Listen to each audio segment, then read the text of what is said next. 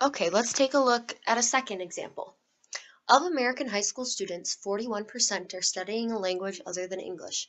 If a poll interviews an SRS of 500 students, what is the probability that between 35% and 50% of the sample are studying a foreign language? So in this case, some people get tripped up on identifying N and P correctly. N, in this case, maybe isn't so hard to see. We are sampling 500 students, so that would be your N. However, your P, we can find 3% listed in here, so you have to be able to identify which one is referring to the probability of a success. So the success in this case is that a student studies a foreign language, and it says that 41% study a foreign language. So your P is going to be 0.41. So then we can find our mean, which is 205. We can also find our standard deviation, again, using that formula from above, and get 10.98. So let's go back to StatKey, and I'll put in 205 and 10.998, and I hit OK. And I was looking for the probability that between 35% and 50% are studying a foreign language. So in this case, I want to do a two-tailed test. But I'm not going to be adjusting these bottom numbers to 35 and, was it 50? And 50, that wouldn't make sense. Those would be way off the graph here.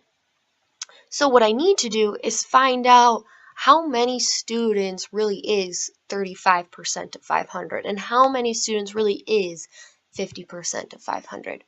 Well, to find those values, you just multiply 0.35, so multiply the percentage times the total, and that tells me I'm looking for the probability that between 175 students and 250 students are studying a foreign language.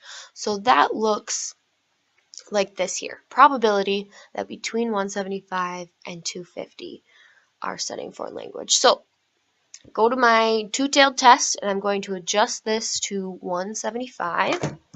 175.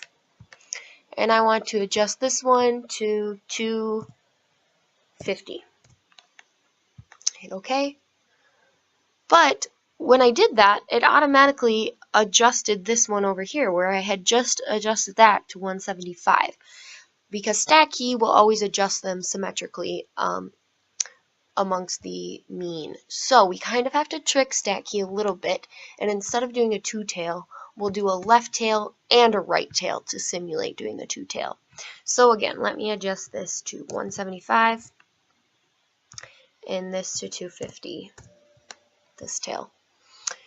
You can see we have a little bit of shading here, and we will have, this is way kind of over on the edge, but we would have shading all the way out here. And we want the area between these two numbers, so between 175 and 250.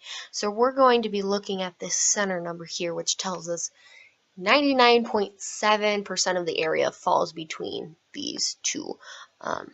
So the probability that between 175 and 250 students are studying a foreign language is 99.7%.